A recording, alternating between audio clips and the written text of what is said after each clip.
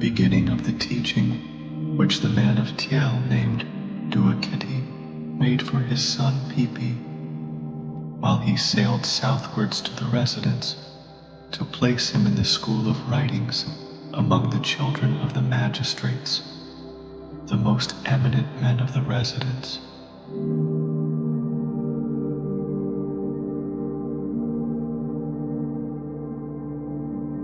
So he spoke to him, "Since I have seen those who have been beaten, it is to writings that you must set your mind. Observe the man who has been carried off to a workforce. Behold, there is nothing that surpasses writings. They are a boat upon the water." Read then at the end of the book of Khemiet this statement in it, saying,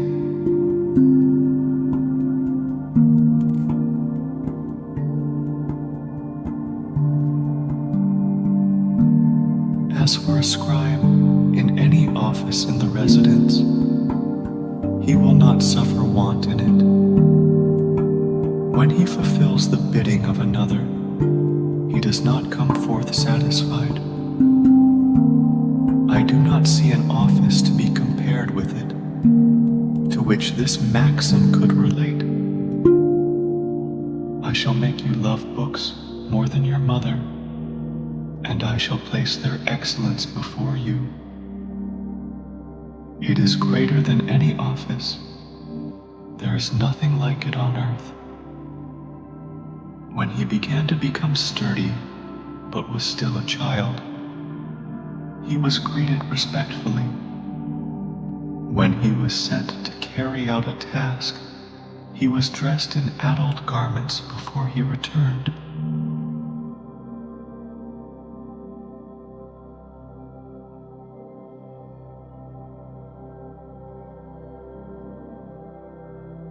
I do not see a stoneworker on an important errand, or a goldsmith in a place to which he has been sent. But I have seen a coppersmith at his work at the door of his furnace. His fingers were like the claws of the crocodile, and he stank more than fish excrement.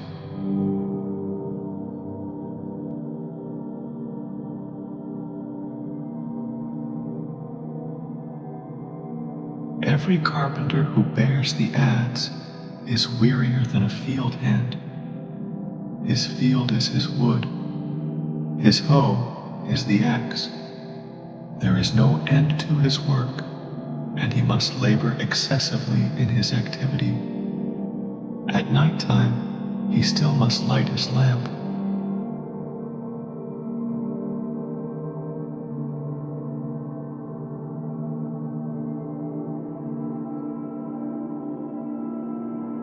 The jeweler pierces stone in stringing beads in all kinds of hard stone.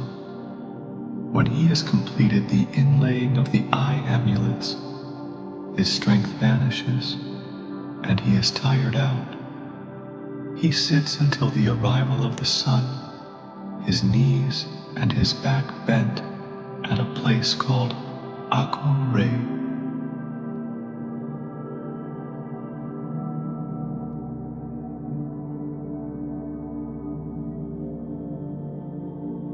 The barber shaves until the end of the evening, but he must be up early, crying out, his bowl upon his arm. He takes himself from street to street to seek out someone to shave. He wears out his arms to fill his belly, like bees who eat only according to their work.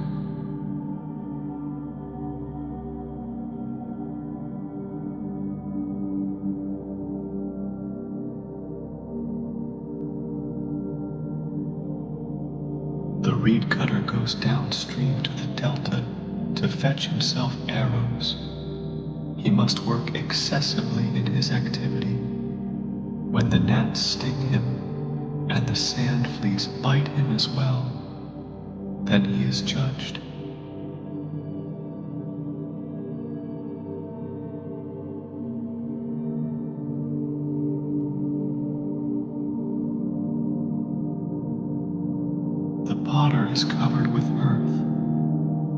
his life is still among the living. He burrows in the field more than swine to bake his cooking vessels. His clothes being stiff with mud, his headcloth consists only of rags, so that the air which comes forth from his burning furnace enters his nose. He operates a pestle with his feet, with which he himself is pounded, penetrating the courtyard of every house, and driving earth into every open place.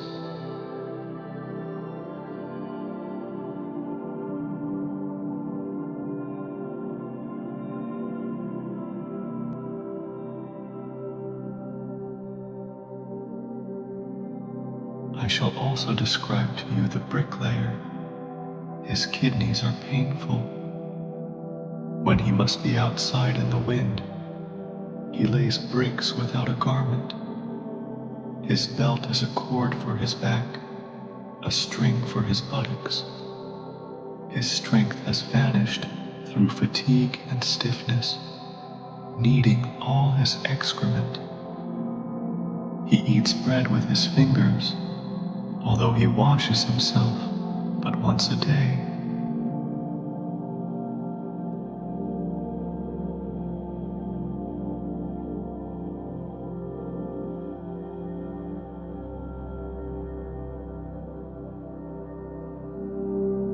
It is miserable for the carpenter when he planes the roof beam. It is the roof of a chamber 10 by 6 cubits. A month goes by in laying the beams and spreading the matting. All the work is accomplished. But as for the food which is to be given to his household while he is away, no one provides for his children.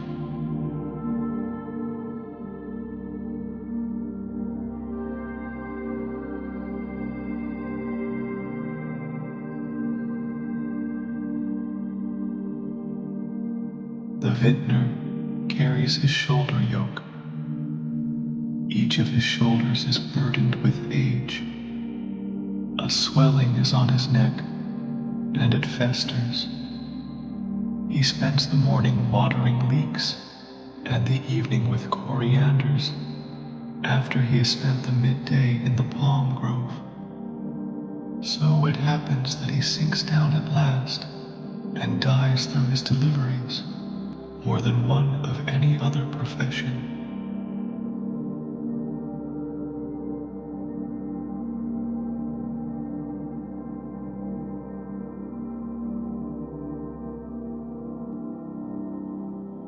The field hand cries out more than the guinea fowl. His voice is louder than the ravens. His fingers have become ulcerous with an excess of stench. When he is taken away to be enrolled in delta labor, he is in tatters. He suffers when he proceeds to the island, and sickness is his payment. The forced labor then is tripled. If he comes back from the marshes there, he reaches his house worn out, for the forced labor has ruined him.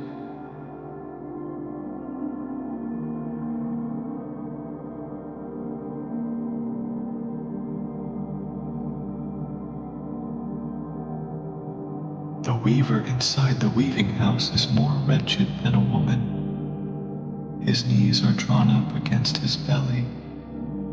He cannot breathe the air. If he wastes a single day without weaving, he is beaten with 50 whiplashes. He has to give food to the doorkeeper to allow him to come out to the daylight.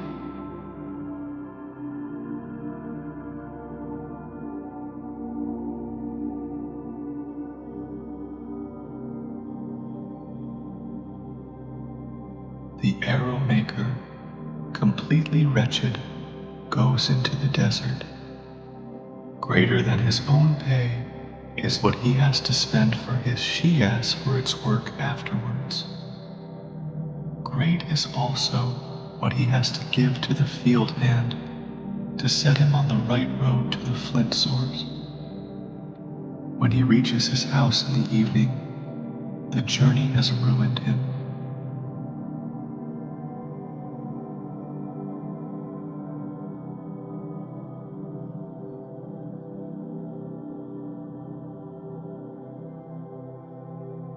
After handing over his property to his children, the courier goes abroad, being fearful of the lions and the Asiatics.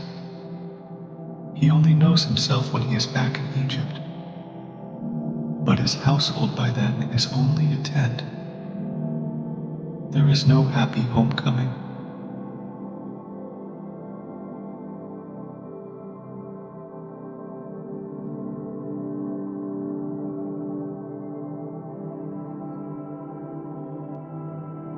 The furnace tender, his fingers are foul, the smell thereof is his corpses.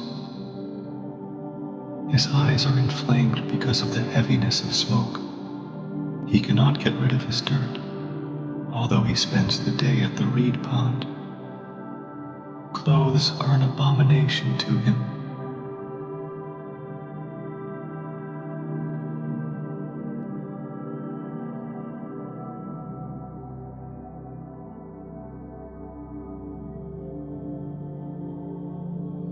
The sandal maker is utterly wretched, carrying his tubs of oil. His stores are provided with carcasses, and what he bites is hides.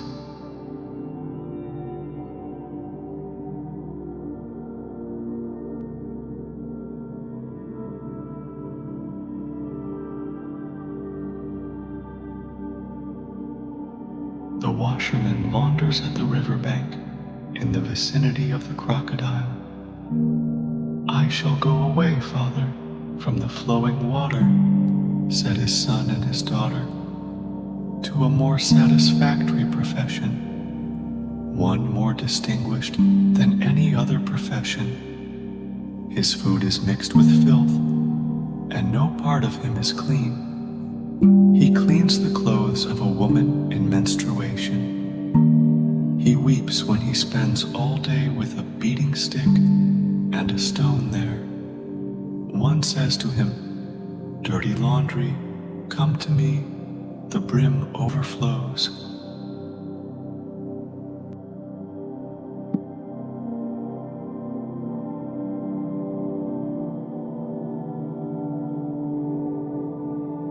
The fowler is utterly weak while searching out for the denizens of the sky.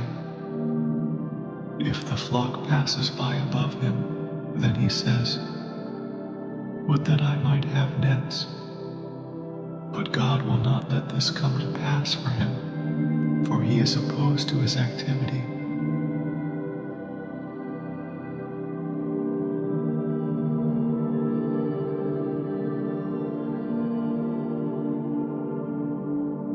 I mentioned for you also the fisherman. He is more miserable than one of any other profession, one who is at his work in a river infested with crocodiles. When the totaling of his account is made for him, then he will lament. One did not tell him that a crocodile was standing there, and fear has now blinded him. When he comes to the flowing water, so he falls by the might of God.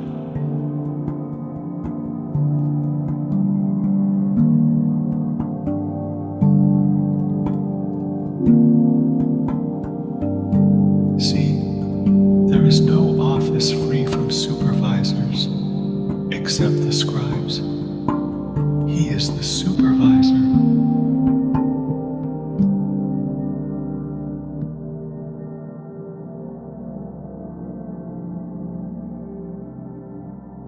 But if you understand writings, then it will be better for you than the professions which I have set before you.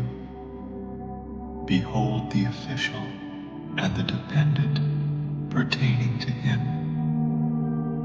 The tenant farmer of a man cannot say to him, "Do not keep watching me." What What I have done in journeying southward to the residence is what I have done through love of you. A day at school is advantageous to you. Seek out its work early, while the workmen I have caused you to know hurry on, and cause the recalcitrant to hasten.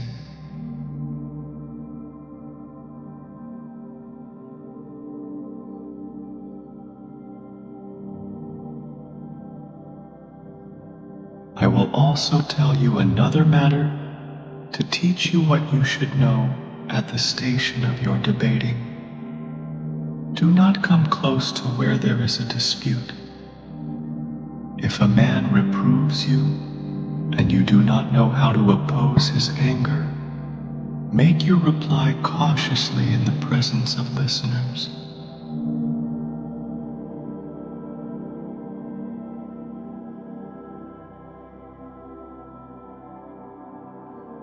If you walk to the rear of officials, approach from a distance behind the last. If you enter while the master of the house is at home, and his hands are extended to another in front of you, sit with your hand to your mouth. Do not ask for anything in his presence, but do as he says to you. Beware of approaching the table.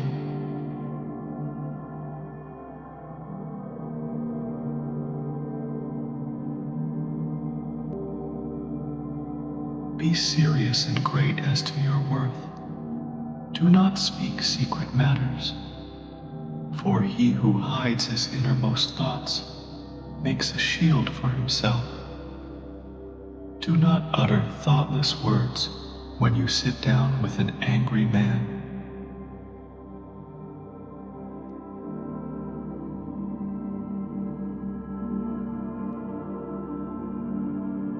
When you come forth from school after midday recess has been announced to you, go into the courtyard and discuss the last part of your lesson book.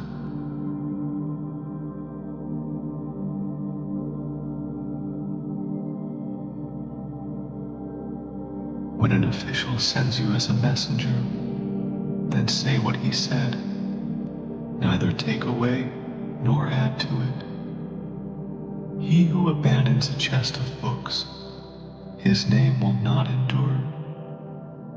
He who is wise in all his ways, nothing will be hidden from him, and he will not be rebuffed from any station of his.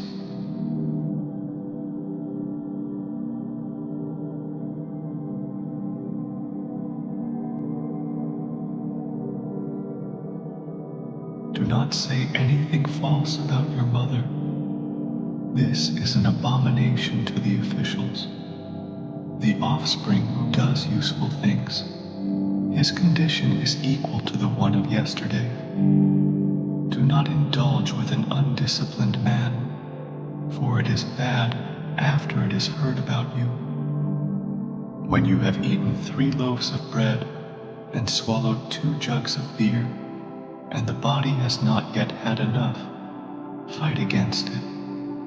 But if another is satiated, do not stand. Take care not to approach the table.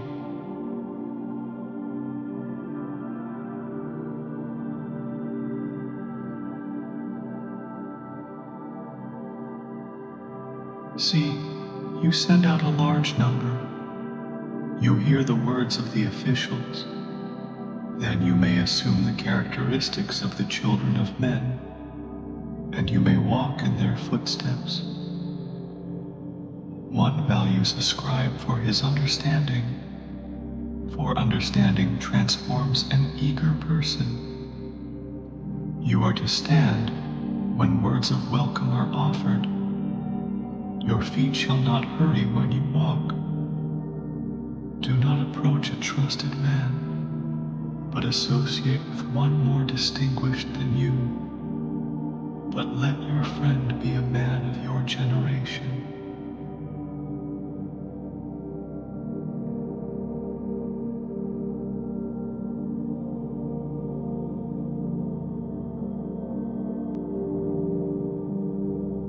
See, I have placed you on the path of God.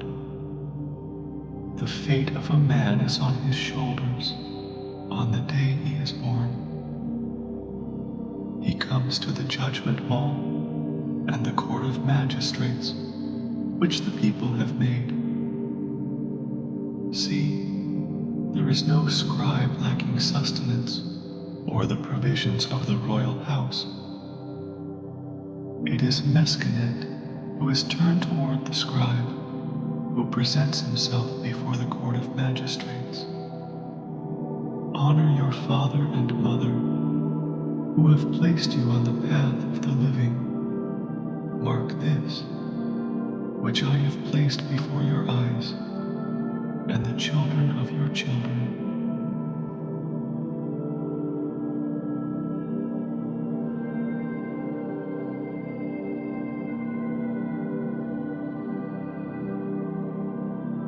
It has come to an end in peace.